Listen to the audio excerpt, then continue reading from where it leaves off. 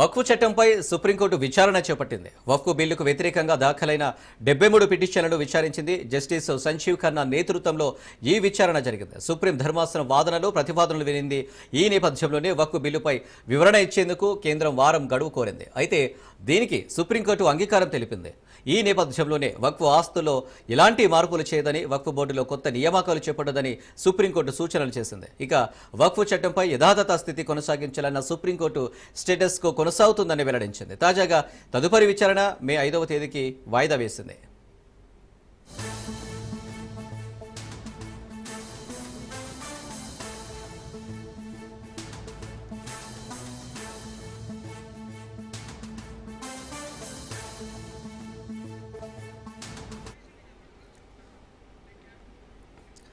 CM Revanth Reddy బృందం Japan పర్యటనలో తొలి రోజునే కీలకమైన పెట్టుబడుల ఒప్పందం కుదిరింది. జపాన్కు చెందిన వ్యాపార దిగ్గజం మారుబేని కంపెనీ తెలంగాణలో పెట్టుబడులకు ముందుకొచ్చింది. హైదరాబాద్ ఫ్యూచర్ సిటీలో నెక్స్ట్ జనరేషన్ ఇండస్ట్రియల్ పార్క్ను ఏర్పాటు చేసేందుకు మారుబేని కంపెనీ సంసిద్ధత తెలిపింది. టోక్యోలో ఆ కంపెనీ ప్రతినిధులు రేవంత్ రెడ్డిని కలుసుకున్నారు. ఇండస్ట్రియల్ పార్క్ ఏర్పాటుకు సంబంధించిన ప్రతిపాదనలు, పెట్టుబడులపై చర్చించారు. దాదాపు 1000 కోట్ల ప్రారంభ పెట్టుబడితో మారుబేని కంపెనీ ఈ ప్రాజెక్టును చేపట్టనుంది.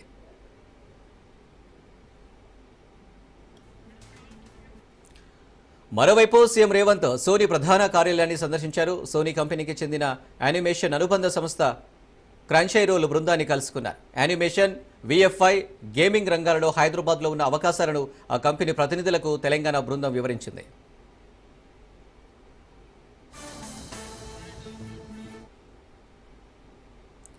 కేంద్ర ప్రభుత్వం తీరు, ముఖ్యంగా ప్రధాని మోదీ వ్యవహారంపై కాంగ్రెస్ నిప్పులు చెరుగుతుంది. మోదీ రాజకీయ కక్ష సాధింపులకు పాల్పడుతున్నారంటూ ఆరోపిస్తుంది. నేషనల్ హెరాల్డ్ కేసులో కాంగ్రెస్ అగ్రనేతలు సోనియా, రాహుల్ గాంధీ పేర్లను ఛార్జిషీట్లో చేర్చడాన్ని తెలంగాణ కాంగ్రెస్ తప్పుపడుతుంది. కేంద్ర ప్రభుత్వం బీజేపీ తీరును నిరసిస్తూ ఈడీ ఆఫీస్ ఎదుట టీపీసీసీ ఆధ్వర్యంలో కాంగ్రెస్ భారీ నిరసన కార్యక్రమం చేపట్టింది. ఈ నిరసన కార్యక్రమంలో కాంగ్రెస్ మంత్రులు, ఎమ్మెల్యేలు, నాయకులు, కార్యకర్తలు, అభిమానులు పెద్ద ఎత్తున పాల్గొన్నారు. బీజేపీకి వ్యతిరేకంగా నినాదాలు చేశారు. అప్పుడు అట్లా ఉన్నది జెనెటిక్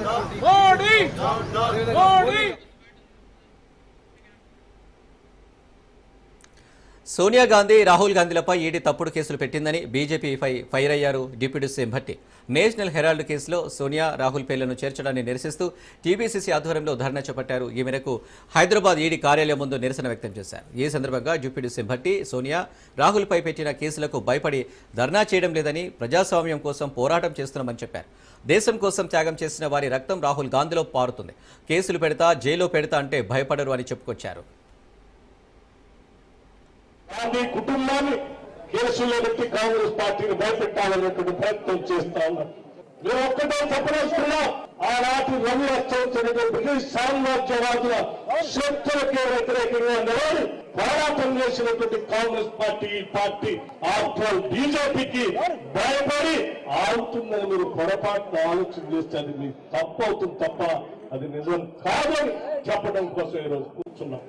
అటువంటి కాంగ్రెస్ పార్టీ ఈ రోజు దేశవ్యాప్తంగా అధికారం ఉందా లేదా అనేటువంటి అంశం కాదు.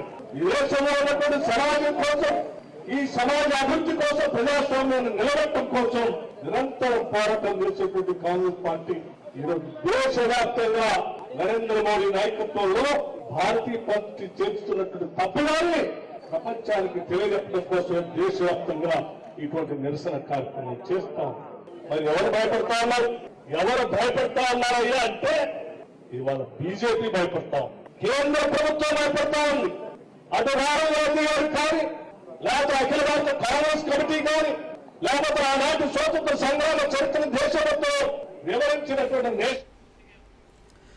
భారతదేశ స్వాతంత్ర్య ఉద్యమంలో రాహుల్ గాంధీ కుటుంబీకులు ఎనలేని ఉద్యమాలు చేశారని జగ్గారెడ్డి అన్నారు. నేటికి రాహుల్ గాంధీ అదే బాటలో నడుస్తూ క్షమించే గుణాన్ని కలిగి ఉన్నారని తెలిపారు. సంగారెడ్డి పట్టణంలోని పాత పోస్ట్ ఆఫీస్ ఎదురుగా నేషనల్ హెరాల్డ్ కేసులో సోనియా, రాహుల్ గాంధీ పేర్లను ఈడీ ఛార్జ్షీట్లో చేర్చడాన్ని వ్యతిరేకిస్తూ ఆయన ధర్నా కార్యక్రమాన్ని చేపట్టారు. ఈ సందర్భంగా జగ్గారెడ్డి, రాహుల్ గాంధీకున్న క్షమించే గుణం ఎవరికి లేదని, మోడీ, అమిత్ షాలది కుట్ర గుణం అని మండిపడ్డారు. బీజేపీని అధికారంలోకి తెచ్చిన అద్వారిని ఎందుకు ప్రధానమంత్రి చేయలేదని ప్రశ్నించారు. జరిగింది అలాంటి కుటుంబం అమిత్ షా గాని, బీజేపీ నాయకులారా మీరు అసలు మీరు స్వాతంత్ర ఉద్యమం ఆ ఉద్యమంలో వాళ్ళ కష్టాలు జైలు జీవితం గడిపారు.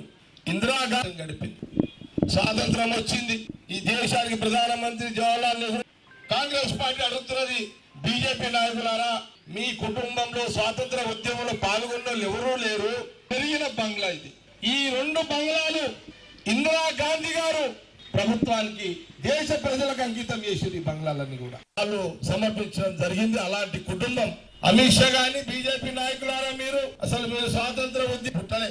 ఆ ఉద్యమంలో వాళ్ళ కష్టాలు, జైలు జీవితం గడిపారు. ఇందిరాగాంధీ గడిపారు. నారాయణపేట జిల్లా మద్దూరు మండలం ఖాజీపూర్లో భూభారతిపై అవగాహన సదస్సు ఏర్పాటు చేశారు. ఈ కార్యక్రమంలో మంత్రి పొంగులేటి శ్రీనివాసరెడ్డి పాల్గొన్నారు. భూభారతి పైలట్ ప్రాజెక్టుగా మద్దూరు మండలాన్ని ఎంపిక చేసినట్లు మంత్రి పొంగులేటి తెలిపారు. ధరణి పేరుతో బీఆర్ఎస్ విధ్వంసం సృష్టించారని ఆయన మండిపడ్డారు. ధరణి పేరుతో పేదల భూములను లాక్కున్నారని అన్నారు. గతంలో కొల్లగొట్టిన భూములపై ఆడిట్ చేసి పేదలకు పంచుతామన్నారు. అసైన్ భూముల్లో సాగు చేసుకుంటున్న అర్హులైన పేదలకు ఇస్తామన్నారు. కోర్టులో లేని భూముల సమస్యలపై భూభారతి ద్వారా పరిష్కరిస్తామని మంత్రి పొంగులేటి శ్రీనివాసరెడ్డి తెలిపారు.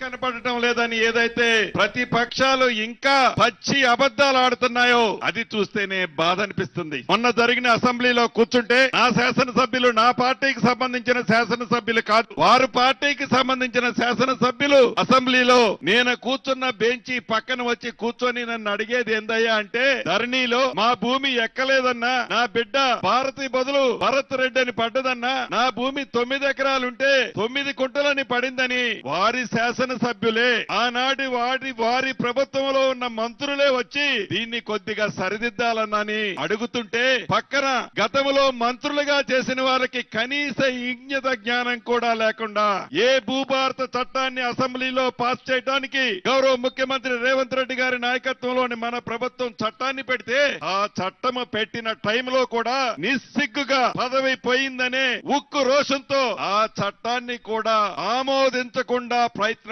చేసిన మహానుభావులు ఆ దొరవారు, వారి తొత్తులు. అటువంటి వేసవి తీవ్రత దృష్ట్యా తాగునీటి ఇబ్బందులు లేకుండా అధికారులు చర్యలు తీసుకోవాలని మంత్రి జూపల్లి ఆదేశించారు. ప్రత్యామ్నాయ చర్యలకు నిధులకు కొరత లేదన్నారు. ఇందిరమ్మ లబ్ధిదారుల ఎంపిక పారదర్శకంగా ఉండాలన్నారు. కల్తీ కల్లు ఘటన బాధాకరమని, బాధ్యులపై కేసులు పెట్టామన్నారు. కల్తీ కల్లు తయారు చేసే వారిపై కఠిన చర్యలు తీసుకుంటామన్నారు. భవిష్యత్తులో ఇలాంటి ఘటనలు పునరావృతం కాకుండా చూస్తామని చెప్పారు. డెత్ సర్టిఫికెట్ కానీ ఇవన్నీ కూడా 45 గంటల్లోనే ఆ సర్టిఫికెట్ ఇష్యూ కావాలని జిల్లా కలెక్టర్ గారిని సంబంధిత అధికారులు ఆదేశించడం జరిగింది. 500 రూపాయల గ్యాస్ సబ్సిడీకి సంబంధించి ఉన్నటువంటి కనెక్షన్స్కు వస్తు సబ్సిడీ కొంత వ్యత్యాసం కనపడతా ఉంది. రేషన్ కార్డు తప్పకుండా, ఆధార్ నెంబర్ తప్పకుండా, అప్లై చేసుకోకుండా, డాటా ఎంట్రీలో ఎంటర్ కాకనా ఉంది. కాబట్టి దాన్ని మళ్ళీ డోర్ టు డోర్ సర్వే చేసి ఒక ప్రొఫార్మా తయారు చేసి కలెక్టర్ గారు చెప్పి వాటి మళ్ళీ గ్రామాలకు అధికారులు పంపించి గ్రామ డోర్ టు డోర్ సర్వే చేసి ఎవరికైతే అర్హత ఉండి కూడా రాలేదో వాళ్లకు వాటిని సరిచేసి, ఆ మిస్టేక్ సరిచేసి వాళ్ళకు ఇచ్చేటి ఏర్పాటు చేయడం.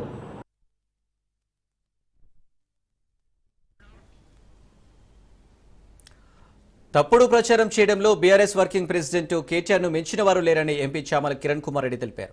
సీఎం రేవంత్ రెడ్డిని దూషించడమే కేటీఆర్ పనిగా పెట్టుకున్నారని అన్నారు. సుప్రీంకోర్టు నిర్ణయాన్ని తప్పుదోవ పట్టించేలా బీఆర్ఎస్, బీజేపీ నాయకులు వ్యవహరిస్తున్నారని అన్నారు.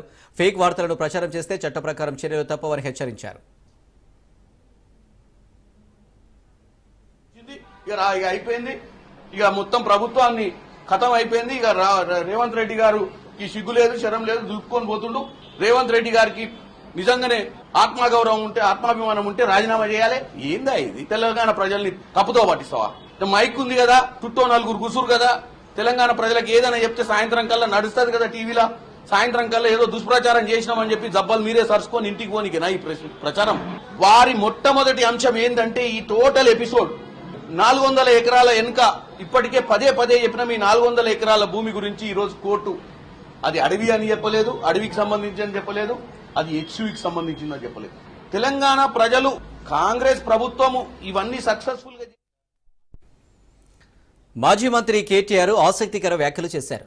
రేవంత్ ప్రభుత్వాన్ని కూలగొట్టే ఆలోచన తమకు లేదన్నారు. అయితే దమ్ముంటే గ్రామాల్లోకి సీఎం సింగిల్గా వెళ్లాలన్నారు కేటీఆర్. అప్పుడే ప్రజలు ఏమనుకుంటున్నారో ముఖ్యమంత్రి రేవంత్కు తెలుస్తుందన్నారు కేటీఆర్. ఇటీవల కొత్త ప్రభాకర్ రెడ్డి చేసిన వ్యాఖ్యలు అక్షర సత్యమన్నారు కేటీఆర్.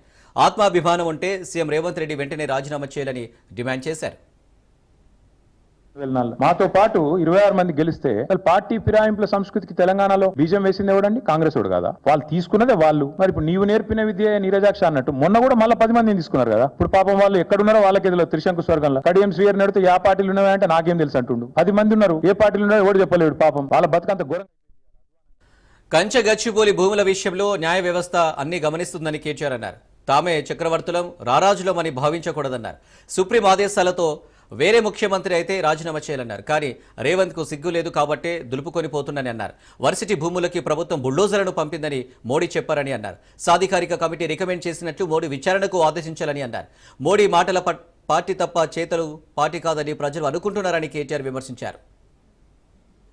కొంత సిగ్గు ఇవన్నీ ఉన్న ముఖ్యమంత్రి అయితే ఈ పార్టీకి రాజీనామా చేసి పోవాలి. కానీ అక్కడ ఉన్నది రేవంత్ రెడ్డి. ఆయన కిందాక నేను చెప్పిన ఇలాంటి ఏవి కూడా లేవు కాబట్టి సహజంగానే దులుపుకొని పోతా ఉన్నారు. కానీ నిన్న సుప్రీంకోర్టు డైరెక్షన్ ఏదైతే ఉందో ఇది 100 ఎకరాలు వెంటనే పునరుద్ధరించాలనేది, ఇది విద్యార్థుల విజయం, ఇది హైదరాబాద్ సెంట్రల్ యూనివర్సిటీ యొక్క ప్రొఫెసర్ల విజయం. నిజంగా చెప్పాలంటే ఈ రాష్ట్రంలోని ఈ దేశంలోని పర్యావరణ ప్రేమికుల విజయంగా చెప్పక తప్పదు. ఈ 10,000 కోట్ల కుంభకోణాన్ని బయటికి రావాలి అంటే, ఈ రాష్ట్ర ప్రభుత్వం చేసిన తప్పు బయటికి రావాలి అంటే RBI serious fraud investigation office SFIO CVC CBI జోక్యం చేసుకోవాలి.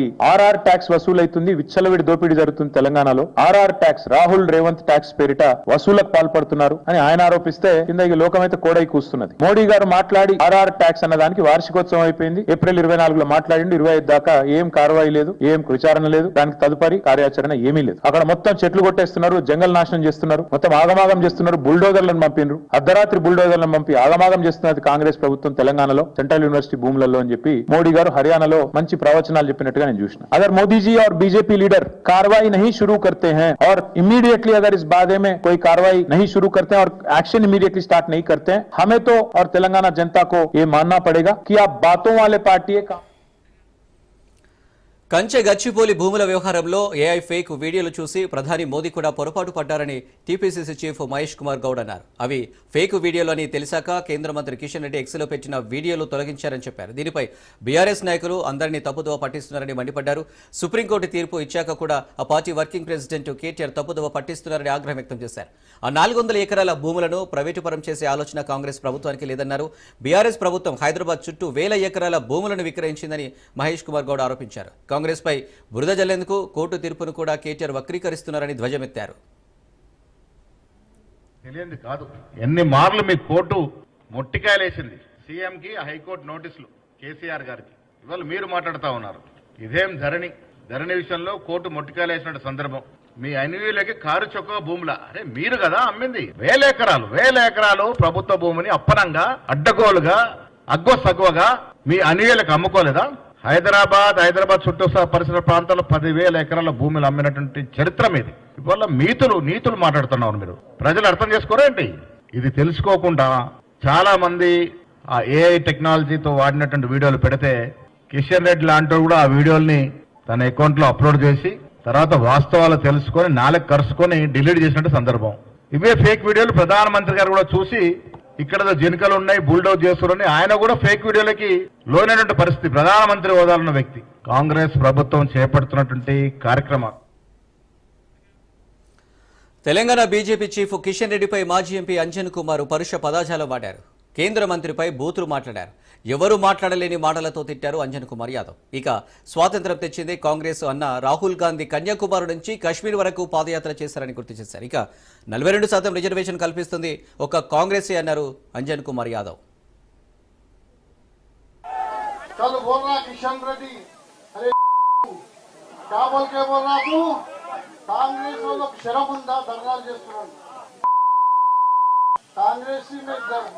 है बोल के तो आजादी लाए, देश के लिए कुर्बानियां किए, देश की अखंडता के लिए काम करे. वहाँ प्रिय नेता राहुल गांधी कन्याकुमारी से काश्मीर तक 4000 किलोमीटर पानी धूप आए तो भी फिर पाद यात्रा करे. కేంద్ర మంత్రి కిషన్ రెడ్డి హాట్ కామెంట్ చేశారు. వక్ఫ్ బోర్డును అడ్డం పెట్టుకుని దోచుకుంటున్నారని మండిపడ్డారు. వక్ఫ్ ఆదాయం బినామీల ద్వారా విదేశాలకు వెళ్తుందన్నారు. వక్ఫ్ బోర్డు ఆదాయంపై ఇప్పటివరకు ఆడిట్ జరగలేదని అన్నారు. కొత్త చట్టంతో రెగ్యులర్గా ఆడిట్ జరుగుతుందని చెప్పారు. ఎంతమంది ముస్లింలకు న్యాయం చేశారో ఎంఐఎం కాంగ్రెస్ చెప్పాలని డిమాండ్ చేశారు. ఎన్నికలు జరిగాయి.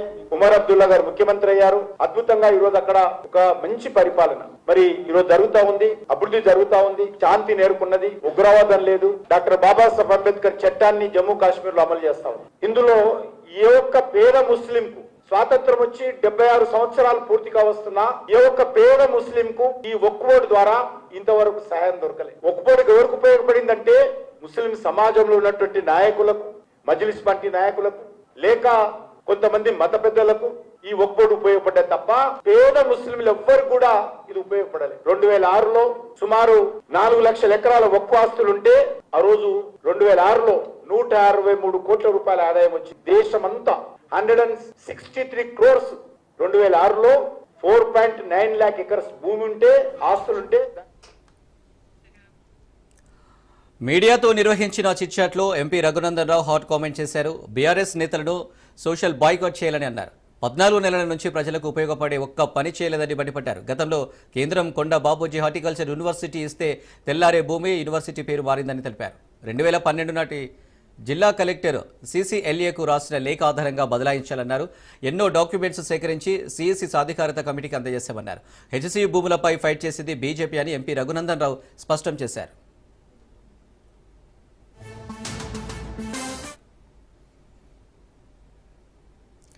ఈ నెల 20 తర్వాత బీజేపీ జాతీయ అధ్యక్షుడిని ప్రకటించే అవకాశం ఉంది. 2 రోజుల్లో 6 రాష్ట్రాల అధ్యక్షుల ప్రకటన ఉండే ఛాన్స్ ఉంది. నిన్న ప్రధాని మోదీ నివాసంలో కీలక సమావేశం జరిగింది. అమిత్ షా, రాజ్నాథ్, నడ్డా ఈ మీట్లో పాల్గొన్నారు. తెలంగాణ, ఏపీ సహా యూపీ, మధ్యప్రదేశ్, ఉత్తరాఖండ్, కర్ణాటక, పుదుచ్చేరి అధ్యక్షులను బీజేపీ ప్రకటించనుంది. తెలంగాణ మానవ హక్కుల కమిషన్ నూతన చైర్పర్సన్ సభ్యుల నియామకం జరిగింది. నాంపల్లి తెలంగాణ రాష్ట్ర మానవ హక్కుల కమిషన్లో ఏర్పాటు చేసిన కార్యక్రమంలో చైర్పర్సన్గా retired high court judge justice Shamim Akhtar, సభ్యులుగా శ్రీవది ప్రవీణ, కిషోర్ సంతకాలు చేసి పదవి బాధ్యతలు చేపట్టారు. రాష్ట్ర మానవ హక్కుల కమిషన్కు వచ్చే కేసులను త్వరగా పరిష్కరించే విధంగా కృషి చేస్తామని నూతన కమిషన్ చైర్మన్ తెలిపారు. ఇవాళ 300కు పైగా కేసులను విచారించినట్లు తెలిపారు. టెన్యూర్లో మంచి యాక్టివ్ గా పనిచేసి ఎంత సాధ్యమైనంత వరకు హ్యూమన్ రైట్స్ కమిషన్ కు వచ్చే కేసెస్, ఈ వైలేషన్స్ అన్ని కూడా పరిష్కారం చేసేటందుకు నిర్ధారించుకున్నాము. నేను human rights state commission chairperson గా ఛార్జ్ తీసుకోవడం జరిగింది. నాతో పాటు మెంబర్స్ అయినటువంటి ప్రవీణ మరియు డాక్టర్ కిషోర్ గారు కూడా ఛార్జ్ తీసుకోవడం జరిగింది. ఈ రోజు మేము దాదాపు 300 పైగా కేసులు వేయడం జరిగింది. ఆ కేసెస్ ఇమీడియట్ గా కూడా విచారణ చేపట్టడం జరుగుతా ఉంది. మేము ముగ్గురం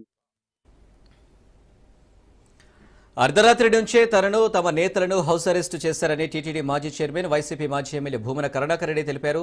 50 మందికి పైగా పోలీసులు తన ఇంటిని చుట్టుముట్టారని, తిరుపతి ఎస్పీ గోశాలలోని నిజాలు నిగ్గు తేల్చాలని బయలుదేరితే పోలీసులతో అడ్డుకున్నారని మండిపడ్డారు. ఎస్పీతో కూడా ప్రభుత్వం అబద్ధం చెప్పిందని భూమన పేర్కొన్నారు. తమని గోశాల వద్దకు పంపలేదని, అందుకే రోడ్డుపై బైఠాయించమని భూమన చెప్పారు. రాత్రి నుంచే నా ఇంటిని పూర్తిగా పోలీసు వాళ్ళు తమ అధీనంలోకి తీసుకున్నారు. మీరు ఎక్కడికి బయటికి వెళ్ళటానికి లేదు సార్ అని. మేము 5 మందిని అనుమతించినాము, కానీ వాళ్ళు 40 మంది రావటానికి సిద్ధపడ్డారని, తెలుగుదేశం పార్టీ వాళ్ళను కూడా అలాగే కొద్ది మందినే పంపించినాము అని ఆయన చేత కూడా, అధికారి చేత కూడా అబద్ధం చెప్పించింది. గత ఏప్రిల్ నెల నుంచి కడప జిల్లా లింగాలలో వైఎస్ అవినాష్ రెడ్డి పంటలను పరిశీలించారు. దెబ్బతిన్న అరటి పంటలను అవినాష్ రెడ్డి పరిశీలించారు. 3 వారాల్లో 2150 ఎకరాల్లో అరటి పంట నెలకొల్లింది. రైతులకు పరిహారం ఇవ్వాలని డిమాండ్ చేశారు. మార్చిలో ఇస్తారనే పరిహారం ఇప్పటికీ అందలేదని వైసీపీ నేతలు చెప్తున్నారు. అదేవిధంగా కామసముద్రము, బోనాల గ్రామాలు, దాదాపు ఇన్ని గ్రామాల్లో 750 ఎకరాల అరటి పంట పూర్తిగా నేలమట్టమైన పరిస్థితి. తనపై జరిగిన దాడి విషయంలో రాజ్ తరుణ్ కుటుంబ సభ్యులు శేఖర్ భాషా మరికొంతమందిపై నార్సింగ్ పోలీస్ స్టేషన్లో ఫిర్యాదు చేశారు లావణ్య. రాజ్ తరుణ్ ఆదేశాలతో దాడి జరిగి ఉంటే రాజ్ తరుణ్పై కూడా న్యాయ పోరాటం చేస్తారని లావణ్య తెలిపింది. తన ఇంటికి కొంతమంది వచ్చి దాడి చేశారని, అందరిపై పోలీసులకు ఫిర్యాదు చేశామని తెలిపారు. రాజ్ తరుణ్ను జైలు మెట్లు ఎక్కించే వరకు వదిలిపెట్టను అని చెప్పారు. వాళ్ళని ఫిజికల్ గా అటాక్ చేశారు, మొలెస్ట్ చేశారు. వర్బల్ గా వీళ్ళు మా కమ్యూనిటీ అంతా న్యూసెన్స్ చేశారు. మా కమ్యూనిటీలో డిస్టర్బ్ చేశారు అంతా. వీళ్ళందరిపైన కంప్లైంట్ ఇవ్వడం జరిగింది. ఏం జరిగిందో అది రాసిచ్చాను. ఇంకొకసారి నేను ఎవరి జోలికి వెళ్ళట్లేదు. నా జోలికి కూడా వాళ్ళు ఎందుకు వస్తున్నారో నాకు తెలియదు. నా జోలికి రావద్దు అని ఖచ్చితంగా రాశాను. తిరుపతిలోని లీలామహల్ సర్కిల్లో ఉన్న వర్మ కాలేజ్ నర్సింగ్ హాస్టల్లో ఓ దారుణ ఘటన చోటు చేసుకుంది. హాస్టల్లోకి ప్రవేశించిన ప్రిన్సిపల్ అర్ధరాత్రి విద్యార్థుల గదిలోకి దూరాడట. దీంతో అప్రమత్తమైన విద్యార్థినులు తమ గదిలోకి దూరిన ప్రిన్సిపల్ వర్మను నిర్బంధించారు. కాలేజీ ప్రిన్సిపల్ తన పట్ల అసభ్యంగా ప్రవర్తించాడని అలిపిరి పోలీసులకు ఫిర్యాదు చేసింది ఓ విద్యార్థిని. దీంతో రంగంలోకి దిగిన అలిపిరి పోలీసులు ప్రిన్సిపల్ వర్మను అదుపులోకి తీసుకున్నారు. లైంగిక వేధింపులకు పాల్పడ్డ వర్మను కఠినంగా శిక్షించాలంటూ అలిపిరి పిఎస్ వద్ద ఏఐఎస్ఎఫ్ విద్యార్థి సంఘాలు ఆందోళనకు దిగాయి. నైట్ పైకి ఎత్తని చెప్పి ప్రైవేట్ పార్ట్స్ అంతా టచ్ చేయడము అట్లా అంతా చేస్తూ ఉన్నారు సార్. మళ్ళీ సౌండ్ వచ్చేసరికి ఎవరున్నారో బయట చూసుకొని రా అంటే ఇలా వాటర్ కోసం వచ్చారు అంటే పోయి గేడేసేసరా అని చెప్పినారు సార్. మళ్ళీ మేము వచ్చేసిన తర్వాత చాలా సేపటికి వచ్చింది సార్. ఇట్లాగా ఏమైంది అంటే ఇలా అంతా చేశారు చెప్పొద్దని చెప్పినారు అని చెప్తున్నారు సార్. బ్లాక్మెయిల్ చేస్తారు సార్. ఈ సార్ కి సపోర్టు మా మెస్ ఆంటీ, ఇప్పుడు వచ్చిన మేడము, అక్కడ ముందర ఒక ఆంటీ ఉంది సార్ బిల్డింగ్ అత్తా, వాళ్ళిద్దరూ సార్ కి సపోర్ట్ చేస్తారు సార్. ఇలాగ మేము ఒంటరిగా వెళ్తే మాకు మెస్ పెడతారు అంతా చేస్తారు సార్. ఎక్కువ ఇంకా ఏదైనా మాట్లాడితే ఇంటర్నల్స్ తగ్గించేస్తారు, ఫెయిల్ చేసేస్తారు సార్. పేరెంట్స్ కూడా బయటికి రానిడు సార్. మెస్ అంటే ఇప్పుడు వచ్చిన టీచర్ అందరూ సపోర్ట్ చేస్తారు సార్. సార్ ఫీజు టాబ్లెట్ ఇవ్వడానికి కాలేజీలో ఒక స్టూడెంట్ తప్పు చేసి సార్ శిక్షించాలి కానీ సెక్షువల్ హెరాస్ చేశారు సార్. మిడ్-నైట్లో ఒక ఇష్యూ జరిగిందని చెప్పేసి సార్కి ఫోన్ చేసి సార్ ఇలా ఇష్యూ జరిగింది సార్ ఒక పాప అని చెప్పాను సార్. మేము సార్ సరే మార్నింగ్కే వస్తాను ఇప్పుడు నేను చూడలేనుమా అని చెప్పాడు సార్. కానీ మిడ్-నైట్లో 11:30కి అలా తాగేసి వచ్చినాడు సార్. వచ్చి సార్ మా దగ్గరకు వచ్చి ఆ విషయం అందరికీ తెలుసు కాబట్టి అందరి ముందు మాట్లాడారు సార్. అలా మాట్లాడుకుంటా కిందకి అమ్మాయిని రమ్మని చెప్పి తీసుకెళ్ళాడు సార్. తీసుకెళ్ళి చాలాసేపు అయింది సార్. మాకు తెలియదు సార్ ఏం చేస్తున్నాడు అనేసి. కిందకి వెళ్ళి చూస్తే ఆ పాపని సెక్షువల్ హెరాస్ చేస్తున్నాడు సార్. ఎక్కడ పడితే అక్కడ ప్రైవేట్ పార్ట్స్ టచ్ చేస్తారు. ప్రధాని మోదీ ఏపీ పర్యటన ఖరారైంది. మే 2న రాజధాని అమరావతికి రానున్నారు మోదీ. మే 2 శుక్రవారం సాయంత్రం 4 గంటలకి అమరావతికి చేరుకోనున్నారు ప్రధాని మోదీ. ముఖ్యంగా ప్రధాని చేతుల మీదుగా అమరావతి నిర్మాణ పనులను పునఃప్రారంభం చేపిస్తుంది కూటమి ప్రభుత్వం. రాజధాని అమరావతి పునర్నిర్మాణ పనులు మోదీ పర్యటనను ప్రతిష్టాత్మకంగా తీసుకున్న ప్రభుత్వం అందుకు సంబంధించిన ఏర్పాట్లపై ప్రత్యేక ఫోకస్ పెట్టింది.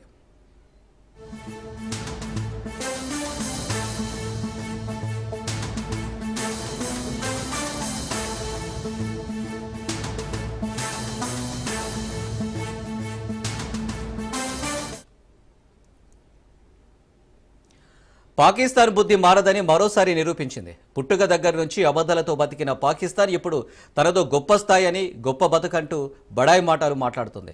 ఆ దేశ ఆర్మీ చీఫ్ విదేశాల్లో నివసిస్తున్న పాక్ పౌరులతో మాట్లాడుతూ ఆ దేశ ఔన్నత్యాన్ని పెంపొందించాలని పిలిపిస్తూనే కశ్మీర్ విషయంలో తాము వెనక్కి తగ్గబోమని చెప్పుకొచ్చాడు. పదవి చేపట్టిన రోజు నుంచి ఈ రోజు వరకు నోరు మెదపని పాకిస్తాన్ ఆర్మీ చీఫ్ తాజాగా చేసిన వ్యాఖ్యలు కలకలం రేపుతున్నాయి. పాకిస్తాన్కు కాశ్మీర్ జీవనాడి అని వ్యాఖ్యానించాడు. ప్రస్తుతం కశ్మీర్ ఎలా ఉందో వచ్చే రోజుల్లో కూడా అలా ఉంటుందని పాకిస్తాన్ తాము ఎన్నటికీ మరవబోమన్నాడు. బయట దేశాల్లో నివసిస్తున్న వారంతా పిల్లలకు పాకిస్తాన్ కథను చెప్పాలని, జీవితంలోని ప్రతి అంశంలోనూ ముస్లింలు హిందువుల నుండి భిన్నంగా ఉన్నారని ఇదే పూర్వీకులు చెప్పారని ఆయన అన్నారు. మతాలు, ఆచారాలు, సంప్రదాయాలు, ఆలోచనలు, ఆశయాలు భిన్నమని, అందుకే రెండు దేశాల సిద్ధాంతానికి పునాది పడిందన్నాడు. అయితే పాక్ ఆర్మీ చీఫ్ వ్యాఖ్యలపై విదేశాంగ శాఖ తీవ్ర ఆగ్రహం వ్యక్తం చేసింది. అవును, ఆక్రమిత కాశ్మీర్ను ఖాళీ చేయడం మాత్రమే మిగిలి ఉందని తేల్చి చెప్పింది. విదేశీ భూభాగం దేశానికి మెడభాగం అవుతుందంటూ ఆర్మీ చీఫ్ వ్యాఖ్యలు అసందర్భం అంటూ మండిపడింది. అది ముమ్మాటికి భారత భూమి అని తేల్చి చెప్పింది. అక్రమంగా ఉన్న భూభాగాన్ని ఖాళీ చేసి వెళ్లిపోవడమే పాకిస్తాన్ చేయాల్సిన పని అని స్పష్టం చేసింది. ఇప్పటికీ ఎన్నిసార్లు కాశ్మీర్ మీద పిచ్చి కూతలు కూసినప్పటికీ చూసి చూడనట్లుగా వ్యవహరిస్తున్న విదేశాంగ శాఖ వచ్చే రోజుల్లో పెద్ద ఎత్తున నిరసనలు చేపట్టేందుకు సిద్ధంగా ఉన్నట్లు తెలుస్తుంది. లేని విషయాలను ఉన్నట్టుగా చెబుతూ పబ్బం గడుపుకుంటున్న తీరు విమర్శల పాలవుతూనే ఉంది. ఇక కశ్మీర్ తమకు జీవనాడి అంటూ పాకిస్తాన్ ఆర్మీ చీఫ్ చేసిన వ్యాఖ్యలపై భారత్ గట్టిగా స్పందించింది. చట్టవిరుద్ధంగా ఆక్రమించుకున్న భూభాగాన్ని ఖాళీ చేయడమే కశ్మీర్తో పాకిస్తాన్కు ఉన్న ఏకైక సంబంధమని భారత విదేశాంగ శాఖ ప్రతినిధి రణధీర్ జైస్వాల్ స్పష్టం చేశారు. విదేశీ భూభాగం పాకిస్తాన్కు జీవనాడి ఎలా అవుతుందని ప్రశ్నించింది. కశ్మీర్ భారత భూభాగమని తేల్చి చెప్పింది. Our stance, government stance on Kashmir is absolutely clear. It was our jugular vein. It is our jugular vein. We will not forget it. And we will not leave our Kashmiri brethren in their heroic struggle, what they are waging against the Indian occupation, to the Muslims of the Gaza also. Every kind of support that has been extended and it is Pakistan. In the strongest possible words have been used by Pakistan for the Muslims of the Gaza and Palestine. A question on the comments. How can anything foreign be in there in a jugular vein? This is a union territory of India. Its only relationship with Pakistan is the vacation of illegally occupied territories by that country. So this is my response to your question. Krishna Mohan ji.